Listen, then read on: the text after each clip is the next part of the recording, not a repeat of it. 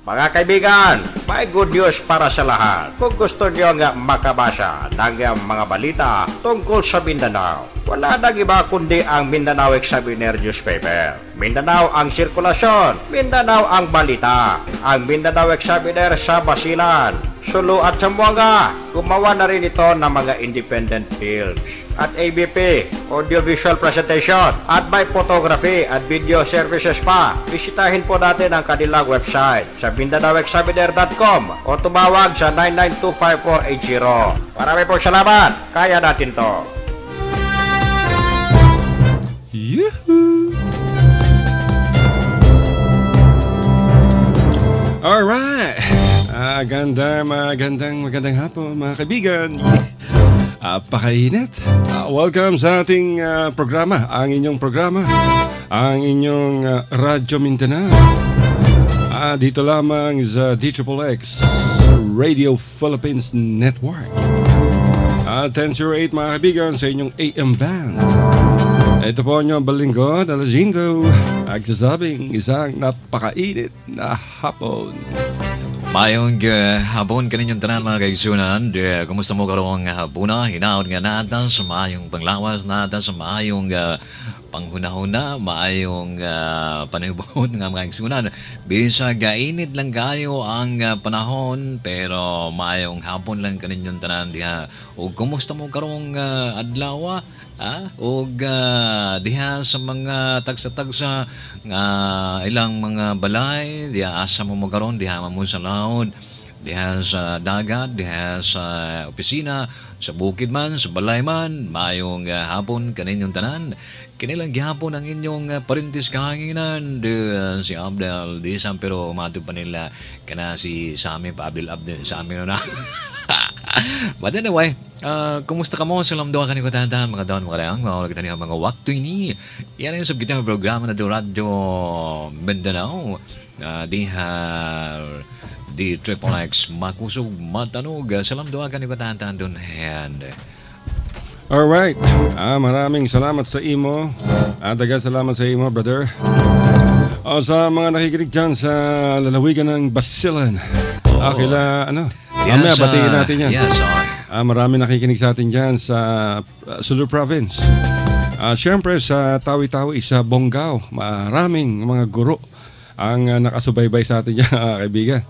At sa Sabah, Malaysia, yung mga kababayan natin, yung mga nagpapakahirap magtrabaho ng illegal dyan sa Sabah. Yung mga nagte-text sa amin mula dyan sa Tawau, Semporna, Sampabalahat, Datu. Mga Filipino community dyan, ingat kayo palagi para hindi kayo mahuli ng mga pulis kasi wala kayong dalang IC. So konting ingat. Yung mga nagtatrabaho sa construction firms, sa mga palm plantation, konting ingat dahil magkakaroon ng crackdown yung Malaysian authorities sa mga illegal aliens.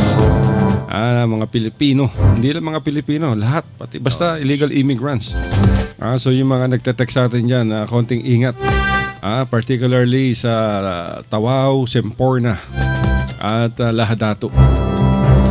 At sa iba pang lugar ng Sabah. At good afternoon dyan sa Zamboanga, Sibugay, Zamboanga del Sur ug Zamboanga del Norte. Do 30, do 30, do 31, do 32. Ay kami dito talagang mga diehard Duterte supporters, yes. Mga TDS kami. Ay wag kayo nako. Mga kami. Mga dyan sa tabi-tabi. At syempre, nakikinig sa atin. Batiin mo natin. Batiin mo muna yung tagahanga mo dyan sa Basilan, brother. Oo, matagal ng tagahanga natin yan. Tagahanga rin yan ni Bert. Diyan sa Malamawi, diyan sa Lukbuton, Malamawi, Basilan Province. Mayong hapon kaninyong tanan. Salam doon rin nun kaniyo katanda nun hayan. Nag-greet marikato Norma Ibrahim. Happy Valentine's to both of you. Along niya kan Sir Ali and Sami. Ini magsukulisap lang kanino kanadanon hayana bala malamawi yan. Doon nalukbuton na pag monitor news yung mga programa na to ini adlaw dahil na isnin pa lisag. Adyan na isnin pa Jumat. Dihan radio station na itong makusog amunin RPND XXX. Thank you for listening. Maraming salamat sa iyo, Norma. Kay Norma Ibrahim, sa kanyang pamilya, sa mga kapitbahay, sa lahat ng mga taga-Basilan, kay Governor Jim Saliman, kila Mayor Rose Ferigay, at sa lahat ng mga local officials, mga yakan, everybody, lahat, elsewhere, kahit saan lugar, everywhere, anywhere. At syempre, batiin natin si Director Amir Mawalil. Nag-text siya, ilabas daw natin yung balita nila. At nakikinig sila ngayon dyan sa Bureau of Public Information, dyan sa Cotabato City sa ARMM Compound. At sinabi ni Director Mawalil na kanina bago tayo nagsimula ng programa, nagpadala ng mensahe at nakikinig daw sila kay Kuya Bert at nakikibate. At sinabi ni Director Mawalil, mga kaibigan, na yung Autonomous Region in Muslim Mindanao sa pamamagitan ng kanilang Humanitarian and Emergency Action Response Team o yung ARMM HEART ay nagpadala ng mga relief aid sa mga biktima ng lindol dyan sa Surigao City. At actually umalis kahapon, according kay Director Mawalil, yung team ng ARMM HEART. At ito ay sinabi rin kaninang umaga sa Radyo Mindanao ni Executive Secretary Liza Alamilla. Kaya nga nagpadala ng mensahe si Director Amir Mawalil. At kabilang sa mga relief assistance na ipadala ng ARM, mga kaibigan, sa pamamagitan nitong si Governor Mujib Hataman ay 2 sako ng mga bigas at 5 karton, boxes ng mga instant coffee, 100 karton ng mga sardinas at 100 bottles of 5-liter distilled water. Alam niyo 200 siguro ng sakong bigas, 200. 200 sakong bigas, 50 boxes of instant coffee, 100 boxes of sardines and 100 bottles of 5-liter distilled water. Dahil problema talaga itong tubig dyan sa Surigao dahil hindi pa naman lahat, mga kaibigan, ay naibabalik ang serbisyo. Marami pa ring lugar sa Surigao City ang walang kuryente. At ito ay dahil na rin sa lindol. Nung nakaraang kailan ba to? Friday. Yes. Gabi ng Friday to around 10 p.m. kung di tayo nagkakamali. Niyanig ng lindol, napakalakas, 6.7 magnitude, mga kaibigan, ang naitala ng Richter scale.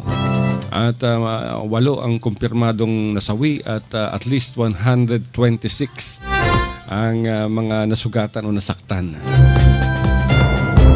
Kaya naman nagpapatuloy pa rin ang ating mga kababayan sa Surigao sa paghingi ng kanilang ayuda o tulong sa ating lahat. Hindi natin alam kung nagpadala ba ang Zamboanga City ng tulong. Wala tayong diba? Wala tayong nabalitaan na nagpaabot ng tulong ang Zamboanga City, Pagadian City, or whatever, anong pang mga lugar. Pero ang ARMM, under dito ang Basilan, Sulu, Tawi-Tawi, Maguindanao, Lanao, Marawi at Lamitan City ay nagpadala na ng tulong, mga kaibigan. So yung mga nakikinig sa atin dyan sa Zamboanga City, sana ay makatulong, magpasa ng resolusyon yung mga konsehal nyo dyan sa Zamboanga City upang makapagbigay naman kahit sardinas lang, di ba? Yung nangyayari nga sa Cagayan, mayroong pang tulong. No? Parang, meron, Cagayan. Di ba? Ito yung pinag-usapan natin. Yung nag-happen doon sa Cagayan. Baha? Meron. 1 million, di ba? May tulong ang Zamboanga. Tapos tinutulan nitong si Konsehal Rudy Bayot, di ba? Ito yung pinag-usapan natin. Sabi ni Bayot, bakit daw kailangan magbigay ng tulong yung Zamboanga sa mga nasalanta ng baha sa Cagayan de Oro? Samantalang dapat daw tulungan yung mahihirap sa Zamboanga. Nalimutan na ni Bayot, mga kaibigan, yung konsehal ng Zamboanga, na nung nagkaroon ng giyera ang Zamboanga City in 2013, ang unang-unang nagpadala ng tulong dito ay lalawigan ng Sulu. Wala ka naman tayong narinig, wala kayong narinig sa mga tausog, sa mga Muslim. Wag natin tulungan yung mga Bisaya dyan sa Zamboanga. Wala. Ang tanging inisip ni Governor Sakurtan at nung kanyang pamilya at nung mga mamamayan ng Sulu Province ay makatulong. Kaya 2 beses nagpadala ng tulong itong Sulu Provincial Government. At ang unang wave ng tulong niyan, isang barko, punong-puno ng pagkain. Bigas, noodles, at nagbigay pa ng salapi, ilang milyon pera, siguro mga 3 milyon cash yung binigay. After that, nagpadala uli ng tulong after a month yata. Isang barko na naman, kaya kita mo yung convoy dyan sa Artilim Boulevard, napakahaba dahil yung mga truck na pumasok dyan sa City Council ay napakadaming dalang pagkain. Ay nakakalungkot dito, wala man lang naipasang resolusyon ang Zamboanga City Council na nagpapasalamat sa Sulu Provincial Government and its people for their support dito sa Zamboanga. Kaya nakakahiya kayo.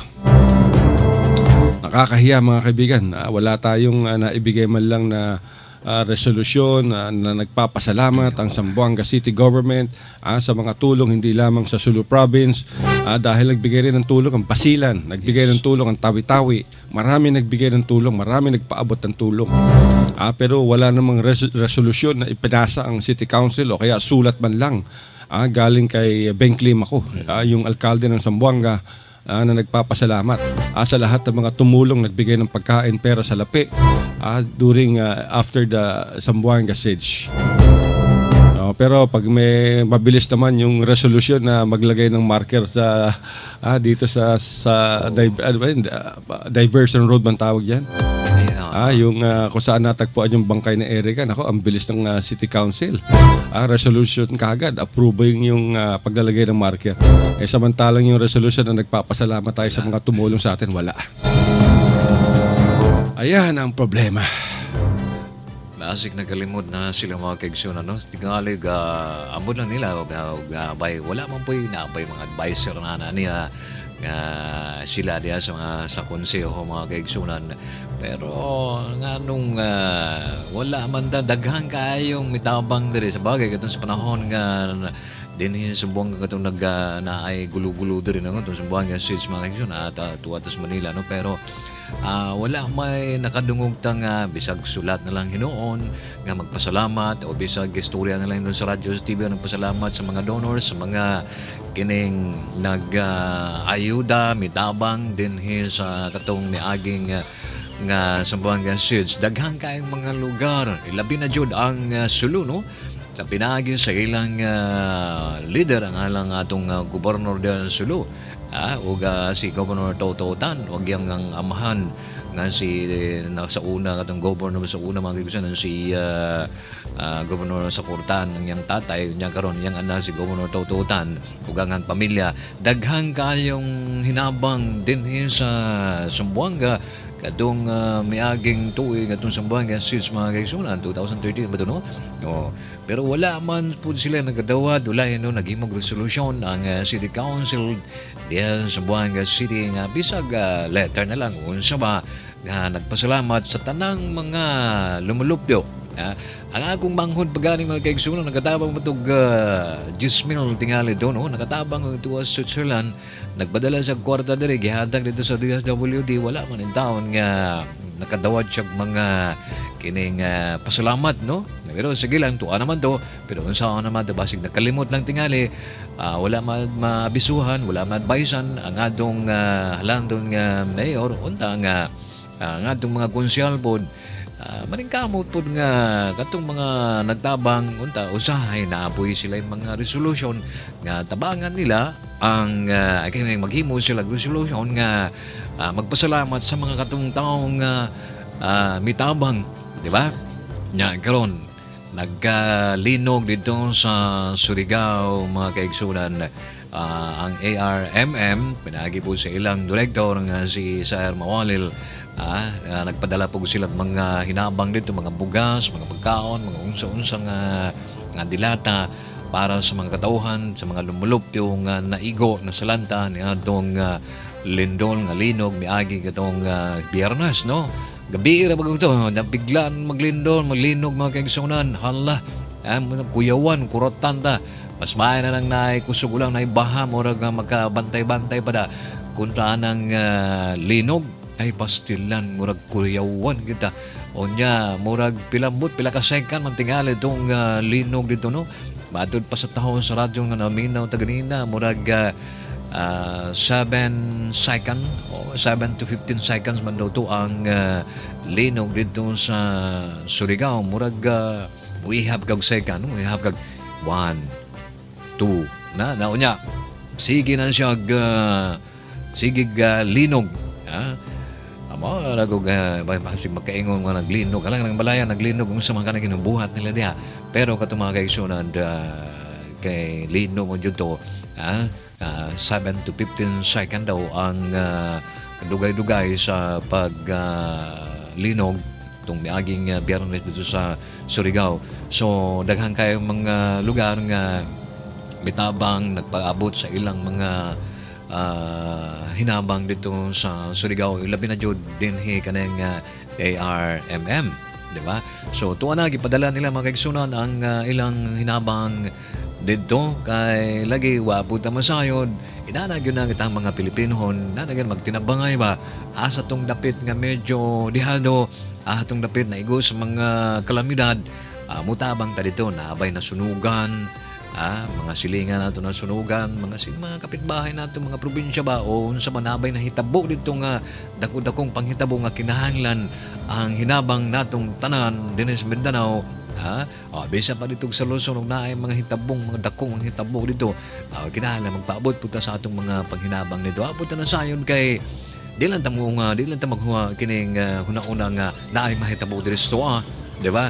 Nga to kay pareho man tag Pilipino na kinahanglan magtinabangay ta mga kaigsunan kay lisod kay ning pareho tag Pilipino nya ija-ija aho-aho ang atong himuon so kinahanglan nga kitang tanan magtinabangay gud nga aron mulambo ang atong nasod, di ba? Tama. Alam niyo mga kaibigan, yung pagtulong sa kapwa very basic yan sa isang tao. Alam mo pag tumutulong tayo sa kapwa napakasarap ng ating nararamdaman ng ating kaginhawaan dahil nakita natin meron ka natulungan. Pero marami naman dyan yung maraming tulong kaplastikan.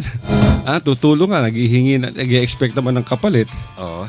Di ba? Yan ang problema. Kinsa man yung sa adi ko kasabot. Di ba? Maraming ganun.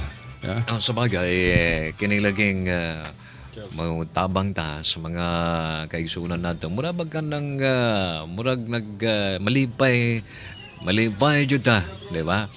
Malipay jud ta mga kaigsunan kanang makatabang ka sa usa ka problema, sa usa ka tawo. Tuwa bisig nga itong kining makatabang ka sa usa inig isag katawo nimo, di ba? Na nagkinahanglan panabang, murag kitay mitabang, murag malipay na ba? Di ba? Murag malipay ta, unya makatulog tag maayo kay nakatabang ta sa usag katawo nato.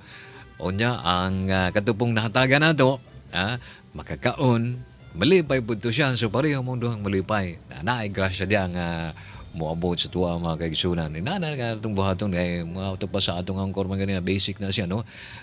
Kinahanglan kita tanan tinabangay mga kaigsunan, di ba? Pilipino gud pareho gud tagtanan nga bisag unsa pagka tribo nimo kining unsa ni Bisaya man, Ilonggo or Tausog, Iyakan, bisag kung sa tribo basta na kadiri basta ka tao matatao mga kaigsunan magtinabangay jud na, di ba? Kana bitaw mga hayop, di ba?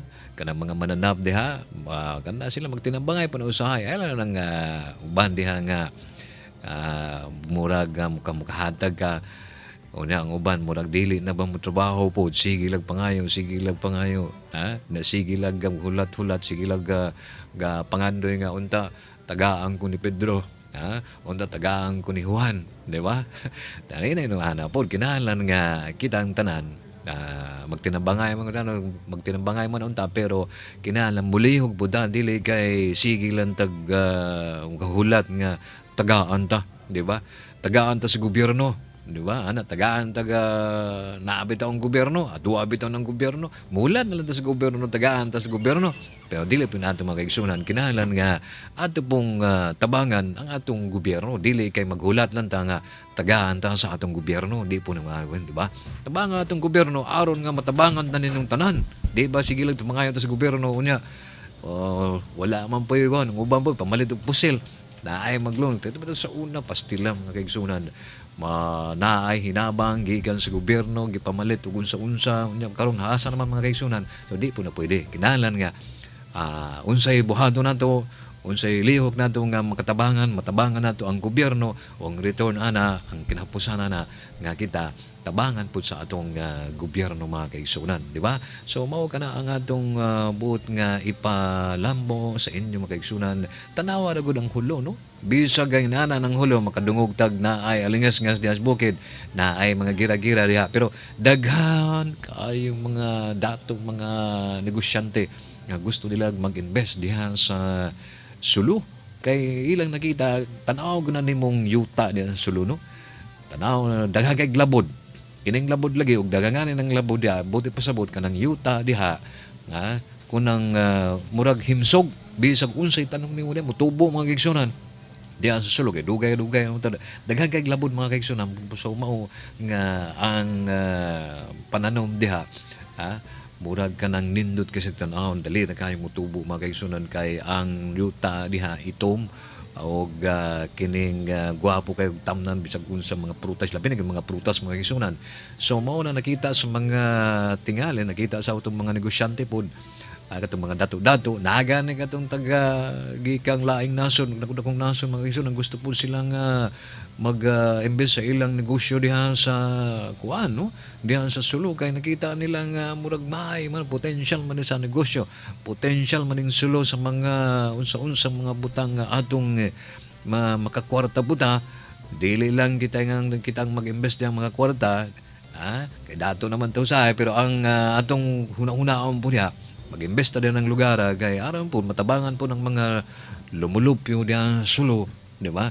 Matabangan po sila aron makakita sila trabaho, makakita sila ginansya, makakita sila kailang makakaon sila 3 times a day ba, di ba? So mao na mga kaigsunan ang ginabuhat sa atong mga leader diha sa Sulu diha sa Sulu nga sila ang atong mga leader ilagyo nang ilagyo nang giestudyahan ug ang mga leader na doon ay labi na jud ang gobernador si Toto Tan naningkamot jud nga sila naningkamot jud hatay ang mga pamilya nga mutabang sa mga lumulupida, ilabi na katong mga minos-minos, nakaminos-minos, ilabi na jud itong mga pobre aron makakaugmayo, aron di na maghunahunag magira ba unsa ba, di na magkahunahunag mga lain pamaagi. Mao nang usahay kinilaging sa pagkakabos nato usahay makahuna-una na makipagbatok sa atong gobyerno, makipagbatok sa kinsa diha, di ba? So mao na mga kaigsunan diha sa Sulu. Basta lalawigan ng Sulu maganda. Yes. Depende kasi yan kung alam mo brother, depende sa leader. Kung masipag yung leader ng isang lalawigan o ng isang bayan o kaya ng isang lungsod, walang problema yan. Katulad ngayon, marami nangyayari sa Sulu. Tignan natin kung makakausap natin si Bong Abing, mga kaibigan. Si Mr. Bong Abing, siya yung PIO ng provincial government ng lalawigan ng Sulu. Tanungin natin kung kumusta yung takbo ng Prisaa. At kanina merong blood drive. Andiyan na ba sa linya si Mr. Bong Abing? Hello? Hello, Bong? Hello? Hello, Bong? Hello? Bong? Hello, Bong Abing? Yuhu! Bong? Hello? Bong? Bong, bong, bong. Hindi na, nawala. Ang hirap talaga ng komunikasyon dyan sa, sa Sulu Province. Tignan natin kung ma-contact natin uli.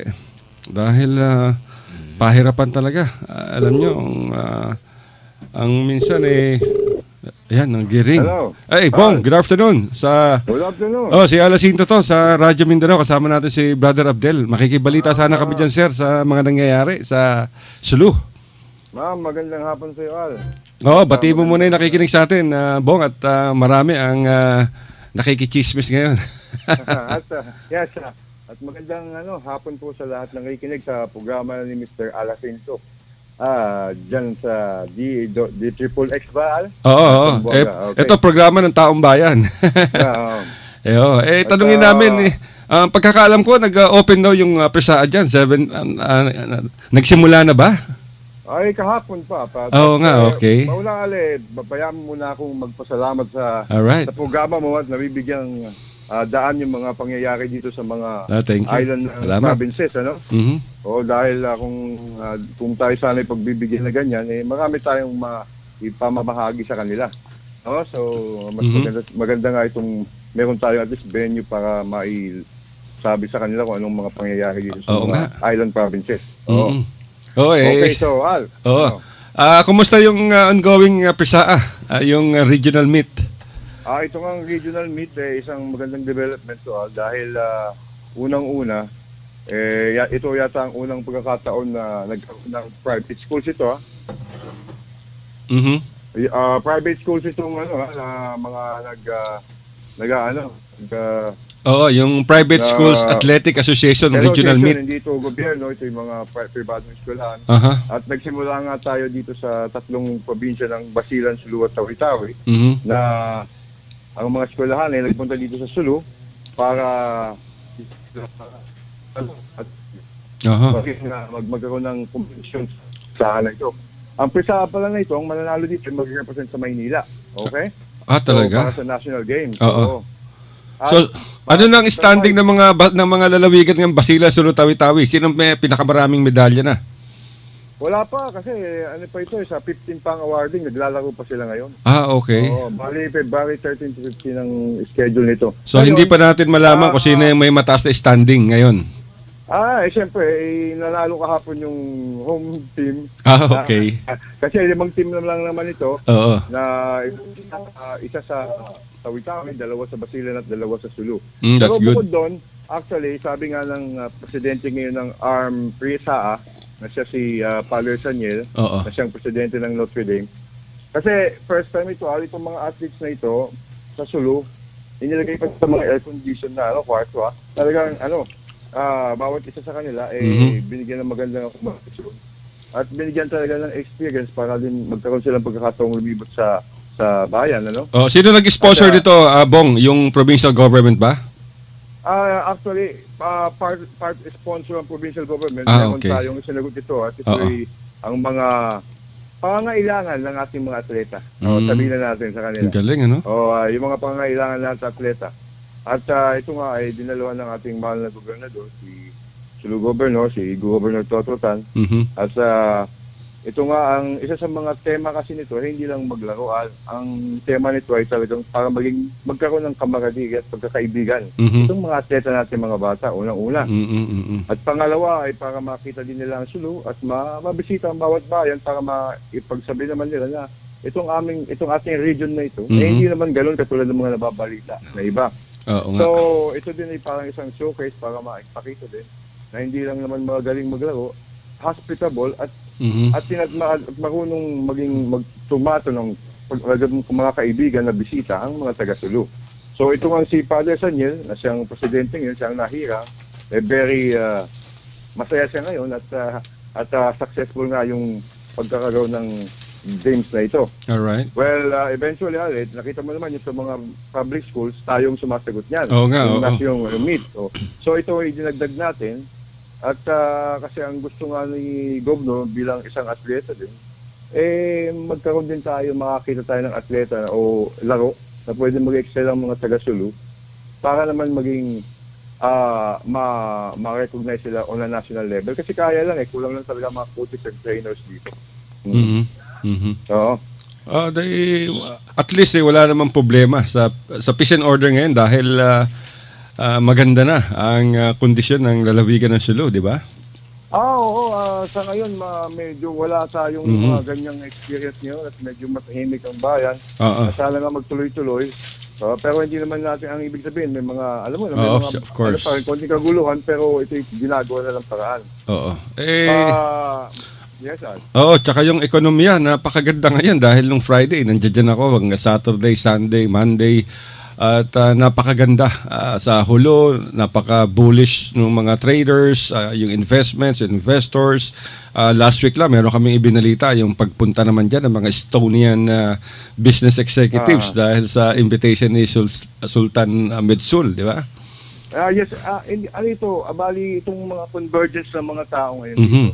Like for example, itong natawag natin na unang-una nagsimula ito yung Go Negosyo program ng presidente na si President Duterte na yun nga nakita naman niya ang potential ng itong mga island provinces at sa katunayan nga ay naimbitahan ng ating gobernador na siyang nag-espouse nung tungkol sa Sulu na kung anong pwedeng magawa dito.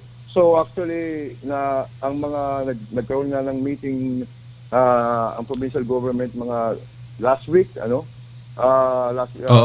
regarding pumunta dito ang representative ni socio-economic advisor ng ating presidente na si Joey Concepcion yung sa RFM na siyang nagtatalaga ng Go Negosyo at nga si Jingay outline na sila ng kanilang mga proyekto. Si Miss Jingay Ontiveros na Sulu coordinator. Ngayon base dun sa mga in-outline nila, madaling ko lang, yung mga ospital, yung mga livelihood programs, like yung mga manok, yung galing sa Bounty Press na sila yung magiging contract going ng mga chickens, at yung tulong ng SM Foundation na vegetable farming na magsisimula na sa Marso. Maraming tulong. At yung mga tinatawag natin na mga iba pang mga like yung mga babahay, meron yan. Meron na bang nasimulan doon sa mga napag-usapan nung December sa Go Negosyo? Yung town hall meeting? O talagang puro muna to? Puro paperworks muna within this year? Magsisimula na? Nagsimula na yung negosyo para sa hospital. Actually, yun na nga. Yung si Dr. Para at hihingi pa tayo ng update dyan. Pero ang sigurado ay sa February 23, magkakaroon na tayo ng inauguration dun sa housing at saka sa groundbreaking dito sa may Habsat, yung additional classroom, additional school building nila. Ito yung Haji Buto Elementary School. Yes, para ma-enhance yung kanilang, yung maibalik yung dati nilang glory na pinakamagaling sa mga arts and trade. Kasi yung mga teacher dyan sa Sambuanga ay galing dito. Sambuanga Polytechnic. So, ito muna ang dalawa sa February 23 mangyayari. Yung inauguration ng housing program at yung groundbreaking ng school building Habsat at yung pagbibigay ng mga equipments para sa kanilang pagsasanay. Ang daming proyekto ni Governor Toto Tan. Kahapon, ibinalita rin namin yung, yung binalita natin kahapon tungkol sa, Estonian yata yan. Hindi, iba yung Estonian last week, nag-inaugurate siya ng housing project, di ba? Yes, yung pa sa Maimbong, 50 housing units yun. That is in partnership with ng ating, yung sa ating DSWD, na alam mo naman na medyo in-improve ang design, di ba? Para gumanda. So, yun, may partnership tayo. So, na-distribute na sa mga tao yung houses last week. At saka, hindi lang yun, sa ating sa ating namang kabutihan ng ating public safety ba? Or public order, bumisita din dito ang mga PIDEA. Yung PIDEA pala, yung pagpunta nila dyan. Ayun, ang diniscuss namin kahapon. Ito'y pumunta dito nga sila at nagsabi na i-strengthen daw yung barangay level ng anti-illegal drugs campaign kasi simula nung magkaroon ng konting kontrobersya doon sa illegal drugs campaign, PIDEA na ang lead agency.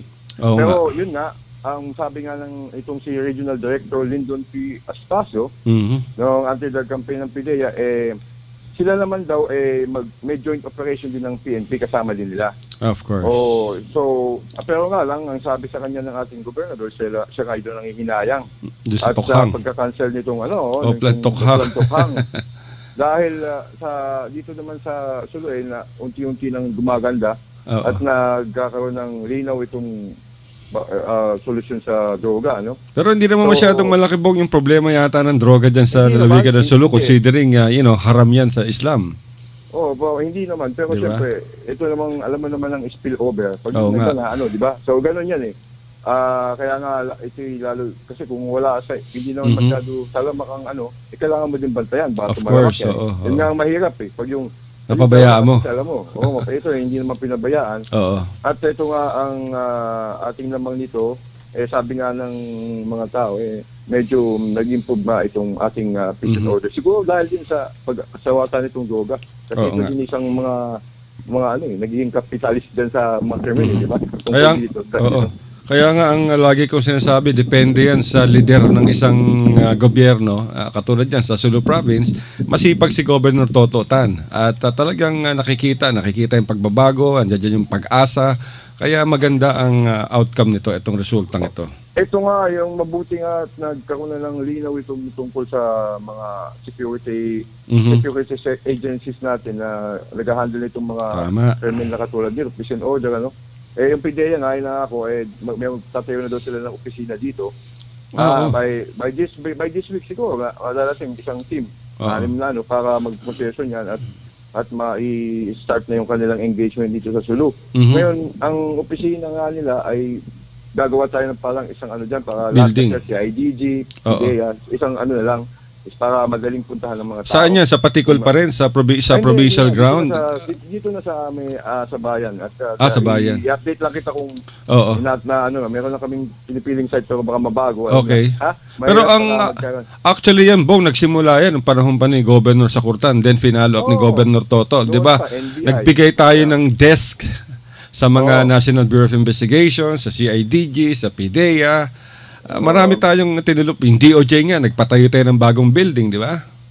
Meron na nga silang building sa taon niya. Maganda. Maganda ng building nila.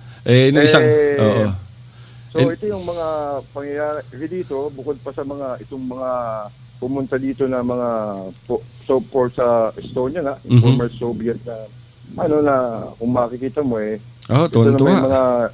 Ang kanilang credentials ay hindi naman ordinaryo. Nga. At sinabi nga nila na mas maganda pa daw, mas may potential pa daw nga ang Sulu kaysa sa kanilang bayan, na Estonia. Ako naman nagkataon lang talaga, malapit sila sa mga Scandinavian countries like Sweden, kaya talagang nagkaroon sila ng pagkakataong munlad because sa tulungan ng mga bansang yan yung mga Scandinavian countries. So, sila naman ay may mga sapat na kaalaman, baka mga economist pa ito, mga telecom executives at mga food manufacturers. Ito nga, gusto nga nilang mag-invest dito sa atin on the areas of power generation, mga infrastructure. That's good. Antay na, magpapasabi daw sila and they will be sending word kung ano man pagkatapos ng kanilang mga pagme-meeting tungkol dito. So, sila naman naglibot dito at nakita nila na malaking ang potential. So, hopefully, this is a direct investment. Ibig sabihin, hindi na, direct na mas maganda. Ang i-resolve na lang is yung mga foreign ownership of things lang ganyan. So, those things na lang siguro at mga permiso. Pero sila naman ay talagang desidido. Marami ng investors sa Sulu, di ba? Nung December lang, January, nag-open na yung Negros Navigation dyan. Yan nga, ang nadagdagan na naman ng ating Roro. Ang ating mga sa transportasyon, ang transportasyon dagat, isa nga itong Negros Navigation na dumami na naman ang pwedeng hindi na masyado masyadong masikip ang mga transportasyon. Fully book pa dyan ang pagkakaroon ngayon ng siguro by July or June, meron na tayong flight na naman. Yun. Ng PAL. At ito isang poker na aeroplano. Ano to? Philippine Airlines. Di ba? Pinangako ni Lucio? Lucio Tan? Yes, si Lucio Tan. Bumili pa nga ng talagang aeroplano para dito.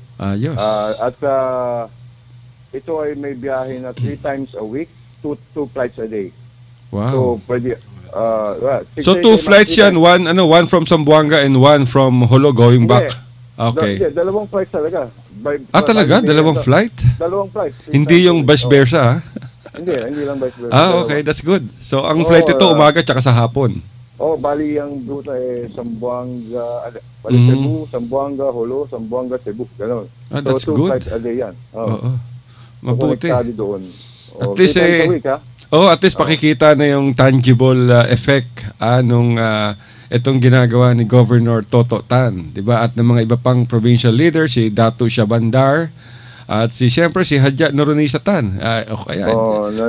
Aktibo nga dito sa ating mga tinatawag si Vice Governor. Kakawang gawa, serbisyo sa tao. Kanina I understand bong nagkaroon ng blood drive kaan. Ano na bang update natin sa blood drive? Itong ito nga, Sulu Provincial Women's Council. Yes, ito ay parang Valentine's ngayon di ba? So, ito ay isang pagpapabigay ng parang pag-aano sa puso na pagbibigay donasyon ng talaga ng dugo para sa ating Red Cross para hindi ba magkaroon ng total na shortage kung may mga kailangan man ng dugo. Of course. Meron tayong stock. Importante yan, di ba? So, importante. Ito isang pangkalusugang issue. Kung natin may resolve kahit magaling ang doktor, kung walang dugo kailangan, di ba? Si dating governor sa Kurtan, si Papang, nagbigay ng dugo.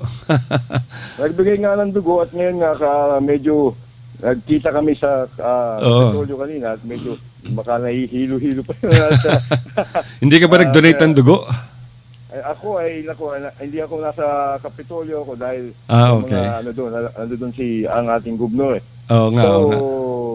yun ang ating tinututukan pero kung may pagkakataon nga ako pupunta pero may na-assign naman ako doon mabuti para mag-relyebo ika nga. Kung ano man ang nagbigay yata sila ng dugo o nagbigay ng problema. Nagkaroon pa ng programa diyan kanina, may tumugtog pa. Itong tugtugan na ito, ito isa sa mga cultural show, di ba? Gagawin natin sa Manila. Okay. Ito ay gagawin sa Manila kasi medyo si Datu Shabandar, dating gobernador at ang ama ng ating gobernador, magsasalita ito sa isang international forum. Wow. Kailan yan? Yung date is mga next week pa siguro ito pero yung nahanda na. So sa Maynila yan? Sa Makati, akala ko nga na-imbitahan siya sa dun sa Manila Times Business Forum sa Davao. Hindi yata siya nakapunta, no? Dito sa mga kinalimtwa ko ang aking pagkaalam. Okay. Which is about yung international issues like mga Brexit and economic ties and at siya nagkaroon ng napakiusapan na magsalita tungkol dito sa ating rehiyon, yung Sulunga. So gusto niya i-comprehensive ang report. So pati ang kultura at mga tugtugin at ang mga tanawin meron na nga tayong footages na ay pinaulit niya ulit para makuha yung mas up-to-date. So ganun nga. So yun nga ang ginagawa, pati yung recording ng ating mga tugtugin, mga pangkultura, maipakita doon. Ginawa kanya live. Napakasipag talaga nitong si former governor sa Kurtan, Imagine na private citizen na siya, pero napaka-active niya pa rin sa pagtulong. Hindi lamang sa provincial government, kundi sa buong Sulu, sa lalawigan ng... Aktibo, sobrang aktibo. Sobrang aktibo ang ating dating gobernador. Kaya nga ito kahit nasa kanyang kapasidad na pribado. Pinagpapala, di ba? Talagang halos parang hindi din nasa pribado dahil talagang nakatutok din sa mga pangailangan ng mga tao dito. Tsaka isa naman siyang talagang negosyanteng talagang nagpakahirap. Bago niya marating ang kinaroroonan niya ngayon. Sariling sikap yan. Nilalagoy niya noon, di ba? Yung kanyang barko, nilalagoy niya para makabili ng gasolina. Ito nga, mahirap naman na mapabayaan. Pero ito nga ang ating mga harapin ngayon na sana ay magkaroon nga ito ng magandang epekto. Kasi yung ito na lang sa pangkabuhayan, itong SM Foundation, kung ano ko lang yung ito vegetable training sa mga farmers. At itong SM Foundation, SM Foundation talaga ni Henry C. Ang kanilang representante doon ay yung Agri-Harvest. Ito isang magaling na asosasyon or kumpanya. Talagang kung makakapag-training ang ating mga farmers dito, ay sigurado kung hindi ito yung mga primera klaseng ito So marami talagang matututunan. Mhm. At ito mag-i-start to 100 participants sa ating demo farm. Mhm. So may mga farmers lahat ng vegetables. Kaya tuturuan ko paano. Oo, kaya nagpapasalamat din tayo kay Agriculture Secretary Manny Piñol, kay Tatay Digong Duterte. Oo. Dahil ito yung nagsimula nung dapat mapapunta dito Yes. si Secretary Piñol. Pinapunta ni Tatay Digong dahil kay Governor Sakurtan. At parang makita din yung mga maayos pa kasi alam mo, yung ginagastos na nating gobyerno sa pag-gera lang, sana kung wala yan, malaki. Sana kung may bibigay sa tao, malaking bagay yan kung mawawala itong mga kaguluhan. Di ba? Tama. Sana yung budget natin is effective dahil. Pero yung mapupunta naman sa mga ganyan, walang pupuntahan yan. Kung makakaalis tayo sa mga ganyang gulo, mas malaki ang pwedeng gastusin sa tao, mas malaki ang pag-unlad na makikita natin, di ba? Tsaka malaki na yung suporta ng publiko diyan. Hindi katulad noon. Ngayon ang mga civilians sa Sulu talaga sumusuporta sa pamahalaan panlalawigan. At saka ang pinaka-importante din is yung mabago natin yung mindset nila. Ang gusto nila ngayon magtrabaho, magnegosyo o yung mag-concentrate na sa pagkakakitaan mga farming, yung mga ganun. Tsaka hindi lang kahit yung maliliit na mga mamaya nagbebenta ng barbecue diyan sa may hulo. Marami tayong nakita diyan. Di ba? Isa pa pala, baka makalimutan ko yung TESDA kasi. Yung ating TESDA dito, yung TESDA. Technical Schools Development Authority. Nagpasama pumunta din dito si Secretary Giling Mamonjong ng international ng Secretary ng TESDA. At binigyan niya tayo ng 14,000 na scholarship. Wow. Out of the 60,000 po din na scholarship sa national. So 14,000 natin doon. Okay. 14,000 14. Wow. Mahalaga yung education, di ba? Sabi nga niya, ito lang ang magagawa at ipapaayos yung ating TESDA dito. Ipapaayos yung TESDA na yan para may mga dormitory para kung may mga magte-training agent na titira. Yung nga pala, Bong, meron pang isa dyan, yung proyekto ni Governor Toto Tan, yung licensure examination for teachers. Last day na ngayon, di ba, ng application? Last day na ngayon, na 15. Bukas. Sa 15 pa bukas. Sorry. Ito yung mga nag-apply nung December 22 to 29. Ito yung binibigay sa kanila yung notice of admission nila para sa pagsusulit ng sa LET exams, no? Siyempre, yung provincial government pa rin ang nagpondo ng review sa mga teachers. May review sila at the same time itong provincial government lang tumayong PRC. Kasi 'di ba? Balik sila dapat PRC ito pero since medyo nagka-problema sa PRC, so itong provincial government lang tumayo na PRC na nagservisyo para mapatili yung mga notice at application ng mga gustong mag-exam ng sa teachers licensure. Oo nga. Hindi lang yan, pati yung mga examinations sa PNP, sa police, sa Marines, sa Sundalo, dyan na rin ginagawa. So hindi na kailangan pumunta ng Zamboanga, Basilan, or Davao para kumuha ng examination, di ba? Yun ang maganda dito kasi meron na tayong mga testing centers dito para hindi na gumastos yung ating mga tao. Pati yung NBI clearance. Nasimula na ba yun? Ang NBI clearance, wala pa tayo itong NBI wala pa rin. Nilalakad pa lang yung NSO. At ito yun, medyo ang mga tinatawag natin na maraming mga requirements. So, pero ito yung maayos din kasi noon pa ito. Kung gusto nga lang, dati dapat may NBI office na dito, satellite, Kasi alam mo naman ang mga ganyan, na regional, bali Region 9, tayo na sa ARMM. So ito nga ang mga ni-resolve. But anyway, nakapag-request na tayo at gusto lang magtayo ng satellite office dito. So ito yung wina-work out pa, pati yung sa NSO. Ang mga NSO kulang yung mga tinatawag natin na mga kagamitan kasi nila maintindihan mo naman sana na ito yung parang authenticating part ng ating gobyerno. So itong mga dapat maging malinis yung kanilang pag-aano kasi siyempre authentication basta-basta at para maging secure ang mga tinatawag na linya nila sa pag-authenticate na yan. Okay. Kaya ito man ang inaayos nyo at siguro sa mga susunod na buwan magkakaroon na ng liwanag yan. Sige. Gumagalaw naman ang ating ahensya kasi yung ating parte nagawa na natin. Sa kanilang bola na yan. Sige, sana matawag-tawagan ka namin uli, Bong, pag may mga importanteng bagay dyan. Ako minsan nakasaan ako napupunta ay alam mo Oo na, nga. dito. Wala ka bang date mamaya dyan sa plaza? Wala, dapat umuwi ako ng siguro magde-date ako ng aking mga anak. Pero bukas pa yun. Okay. Sa Thursday pa pala yun. Sige, wala na tayong oras at yung huling mensahe mo sa mga nakikinig sa atin dyan sa Lalawigan ng Sulu, napakalakas ang Radyo Mindanao dyan. Ay, sana nga po, ito nga sa ating nakikinig, sana po patuloy yung tangkilikin itong programa ni Mr. Alacinto unang-una. Kasi kung wala, hindi nyo kayo mapapakinggan sa maliit na tangkilik.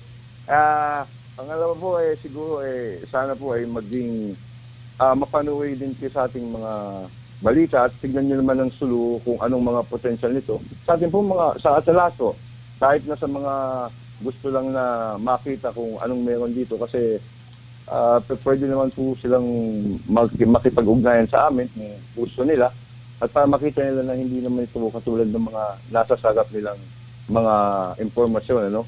So, at ito'y isang may malaking potential at sana po'y matulungan nyo din kami na para mabago ito. Kasi kung wala din ang tulong ng mga sa ating mga karatig-bayan at bansa, karatig ang mga kapwa Pilipino, may hirapan din tayong pumunlad.